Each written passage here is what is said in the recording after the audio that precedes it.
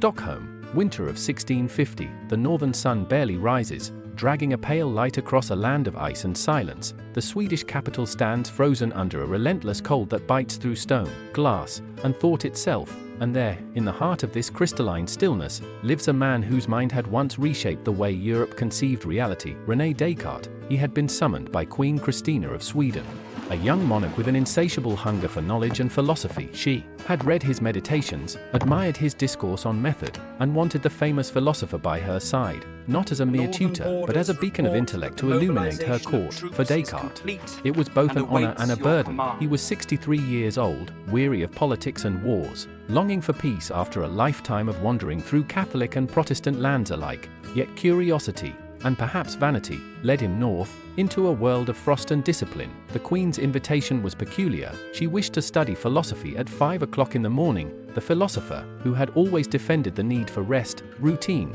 and moderation, now found himself leaving his bed before dawn, walking through corridors filled with icy draughts, towards the royal library where Christina awaited, bright-eyed and alert, amidst the glow of candles and the creak of frozen wood.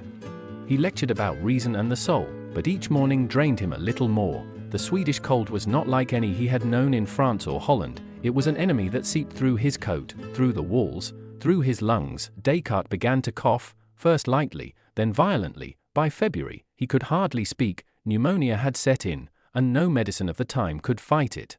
He was moved to the home of the French ambassador, Pierre Chanot, a man of culture and one of the few friends Descartes still trusted. There, as snow piled up against the windows, the philosopher lay in a bed that felt heavier each night. Between fevers, he muttered fragments of thoughts, prayers, and unfinished arguments. It is said that his last words were whispered to Chanot, something about the journey of the soul, and how reason was but a fragile light in the storm of being. On the morning of the 11th of February, 1650, René Descartes died. He was buried modestly in the cemetery of the Adolf Fredrik Church in Stockholm, far from his native France, under a thick layer of snow and Protestant earth. For the Swedes, he was a foreign scholar who had served their queen. For Europe, he was the architect of a new way of thinking, a man who had doubted everything except his own existence. And there, beneath the frozen soil, the story should have ended. But Descartes' death was only the beginning of another journey, one far stranger, and far longer than any he had ever taken in life, a journey in which his ideas would travel across centuries,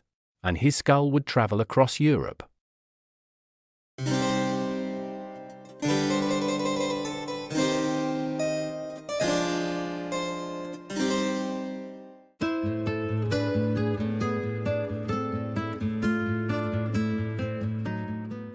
"16 years passed. The snows of Stockholm had buried more than just a philosopher, they had buried a controversy. Descartes had died a Catholic in a Lutheran land, and though his books circulated secretly among Sweden's learned elite, his remains lay forgotten, far from home, far from France. But in 1666, a quiet petition began to circulate through the French diplomatic channels. The philosopher's disciples, along with members of the Academy of Sciences, insisted that the father of modern reason could not remain exiled in foreign soil. France wanted her thinker back not as a man, but as a relic of intellect and national pride. The French ambassador at the time, Hugues de Terlon, was entrusted with the mission, a diplomat with a sense for symbolism. He understood what Descartes represented for the young reign of Louis XIV, the idea that France could lead not only in war and art, but in thought itself. The Sun King wanted the remains of Descartes to rest in Paris, the capital of reason, and so, on a dim morning of 1666, the ambassador ordered the exhumation. Workers arrived with picks and shovels,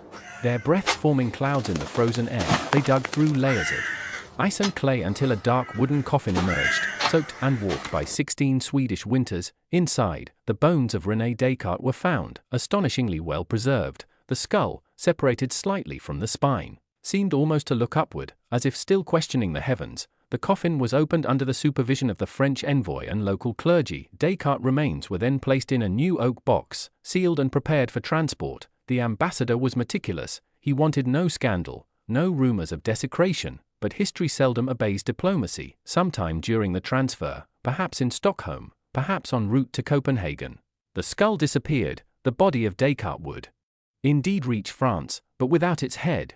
No one could say exactly how or when it vanished. Some whispered that a soldier had stolen it, selling it to a collector of curiosities. Others said a Swedish scholar had taken it, believing that such a mind deserved to remain among the northern lights that had once witnessed its final thoughts. whatever the truth, the theft was silent, efficient, and irreversible. The French, eager to celebrate the philosopher's return, chose not to dwell on the matter. In 1667, Descartes' body, incomplete, though it was reinterred in the church of Saint Geneviève du Morne in Paris. A solemn ceremony, attended by scholars and priests, restored him symbolically to his homeland. But somewhere, far from the solemnity of Paris, a small parcel changed hands. Inside it was the skull of René Descartes, marked with faint inscriptions and a curious hole near the temple, perhaps from decay, or perhaps from the hand that had pried it loose. For the next century, it would pass through collectors, scientists, and antiquarians. Each would treat it as an object of fascination rather than reverence, a relic of the Enlightenment's dawn.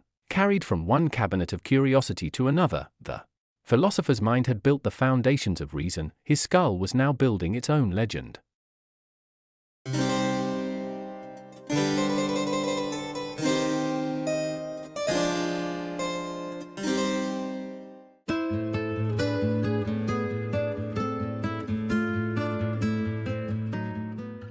For decades, the whereabouts of Descartes' skull remained a mystery whispered among scholars. The body rested in Paris, celebrated and complete, at least in public imagination, but in the quiet corners of Europe's salons and universities, rumors persisted of a collector in Sweden who claimed to own the head of the man who doubted everything. The trail, though faint, begins in Stockholm. It seems the skull was taken by a man named Anders Sparman, a functionary who, according to one account, removed it during the exhumation or shortly after. He carved a small inscription upon it, Reneticar TCI Reliquii, and kept it as a curiosity, perhaps convinced that the possession of genius could lend some reflection of its light.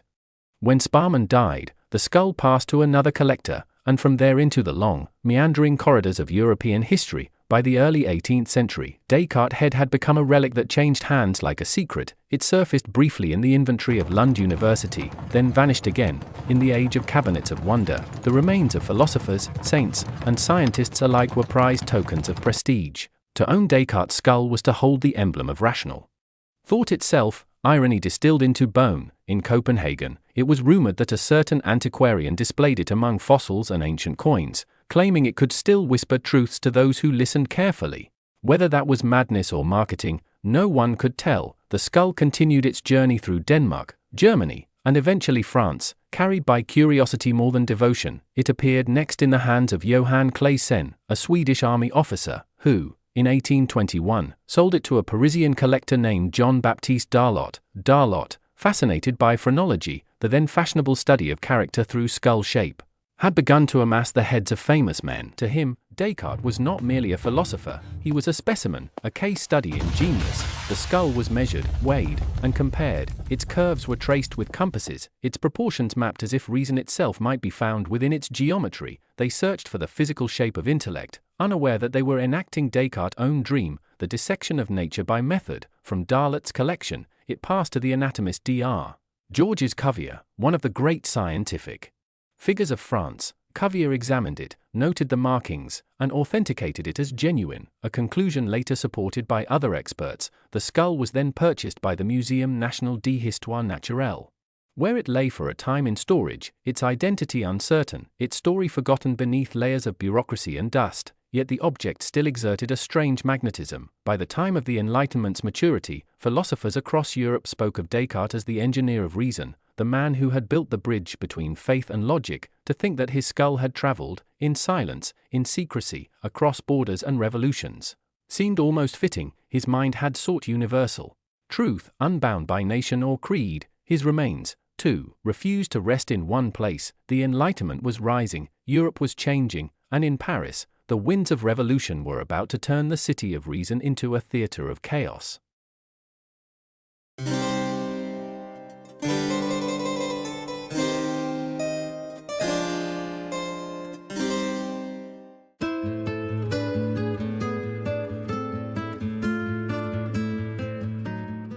Paris, 1789. The city trembled with new words: liberty, equality, reason. The same ideals Descartes had helped awaken through thought were now bursting violently into life. The Enlightenment had escaped the salons and entered the streets, and amid that roar of revolution, the dead were given no peace. The church of Saint Geneviève du Morne, where Descartes' body had lain for over a century, was among the many sacred places caught in the tide. The revolutionaries saw churches not as temples of faith but as monuments of oppression. When they seized Saint Genevieve, they transformed it into a secular temple, the Pantheon, dedicated to the great men of France, Voltaire, Rousseau, Mirabeau. Their remains were exhumed and reburied there with public ceremony, their names written in marble. Descartes, too, was remembered, though his coffin, somewhere in the chaos of those years, vanished from record once more. The age of reason had turned upon itself. Parisian cemeteries were emptied, tombs violated, bones piled together in ossuaries beneath the city. Thousands of skeletons were carried into the catacombs to make way for progress, for hygiene, for revolution. Somewhere in this maelstrom of zeal and decay, the philosopher's remains, already incomplete, risk being lost forever. Historians later pieced together fragments. There are reports that Descartes' coffin was moved several times between churches and civic vaults. Each relocation carried the risk of confusion, theft, or neglect. Records burned, archives were looted, and the custodians of reason had other matters on their minds: survival, ideology, the blade of the guillotine.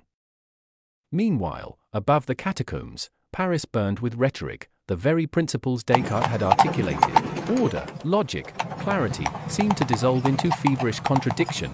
The revolutionaries exalted reason yet executed scientists. They worshipped the human mind yet drowned it in blood. Had Descartes lived to see it, he might have found the ultimate proof of his doubt, that the world of ideas, once loosed from restraint, obeyed no logic at all. By the time the storm subsided, much of what had been sacred, churches, tombs, archives, lay in ruins. When scholars later sought to locate the philosopher's remains, they found confusion upon confusion. The body, still decapitated, had been shuffled from one resting place to another. Only fragments of documentation hinted at where it might lie. Yet the skull, that strange traveler, survived, protected by collectors and hidden from the turmoil. It escaped the fire of revolution, as bodies of kings and saints were dragged through the mud. Descartes' head, now a private curiosity, remained intact. Reason, it seemed, had once again saved itself from the irrational.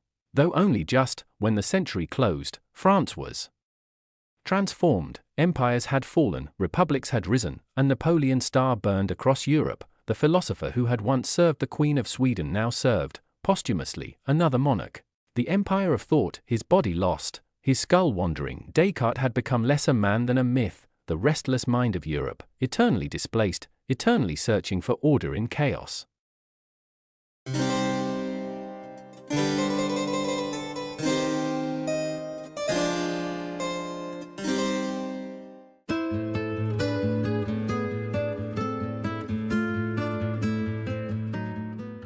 The 19th century dawned over Europe like a morning after a long and violent dream. Empires had risen and fallen, revolutions had burned through old certainties, and science, that faithful heir of reason, had begun to reshape the world in ways even Descartes could scarcely have imagined. Steam, electricity, and anatomy were replacing superstition with measurement. Yet, somewhere in this age of progress, the philosopher's mortal remains were still missing. For more than a century, scholars and archivists had puzzled over the mystery. The body of Descartes, moved and misplaced through wars and upheavals, seemed to have vanished into the dust of history. The skull, however, continued its secret existence. Passing from one collector to another, like a relic of forbidden knowledge, it had crossed borders, hidden in private cabinets, labeled, relabeled, and sometimes nearly forgotten. In 1821, after decades of quiet obscurity, the story of Descartes' remains resurfaced. The French government, eager to reclaim the symbols of national genius, began an effort to restore the philosopher to his rightful place of honor.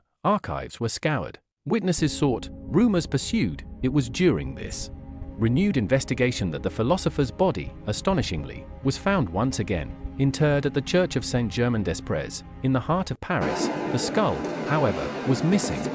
Official inquiries noted its absence, and whispers soon followed. A Swedish officer, a Parisian antiquarian, a clandestine auction. The fragments of testimony formed a kind of map, a ghostly trail stretching from Stockholm to Copenhagen, from Germany to France. In an era obsessed with phrenology, the measurement of skulls to read intelligence and character, the head of the father of rationalism became an irresistible object of study.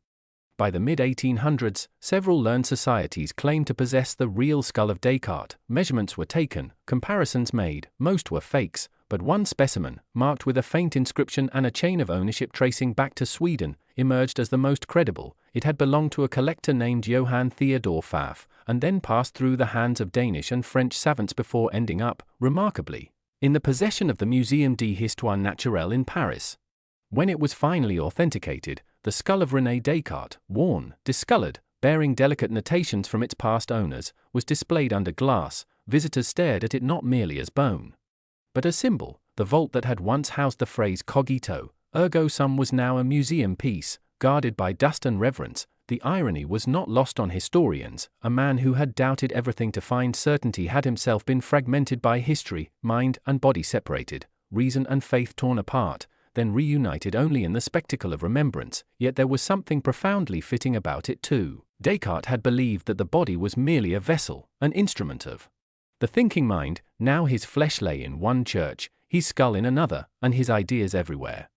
Over the years, the relic continued to inspire reflection and controversy. Scientists measured its contours, philosophers wrote essays about its meaning, skeptics questioned its authenticity, but regardless of verification, the story itself had become legend, a parable of intellect surviving chaos. Today, the skull remains in the Musée de l'Homme in Paris, carefully preserved, occasionally loaned for exhibitions, surrounded by the quiet hum of visitors who gaze into its hollow sockets and wonder about the man who once thought himself into immortality. In that sense, Descartes' journey did not end in Sweden, nor in Paris, nor even in the museum that shelters his remains. His real resting place is in the modern mind, in every equation, in every experiment, in every act of reason that defies darkness. The head that traveled through revolutions now sits as a mirror to civilization itself, fragile, misplaced, rediscovered, yet still thinking.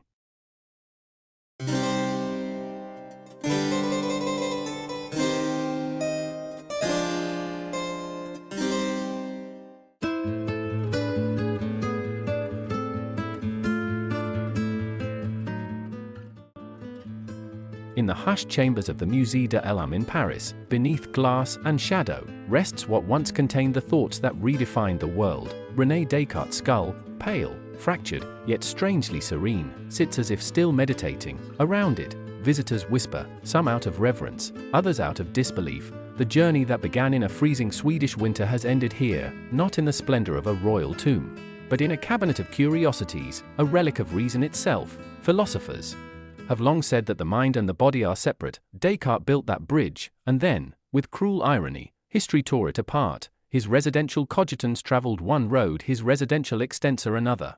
Centuries later, his ideas still breathe through every question that begins with "How do we know?"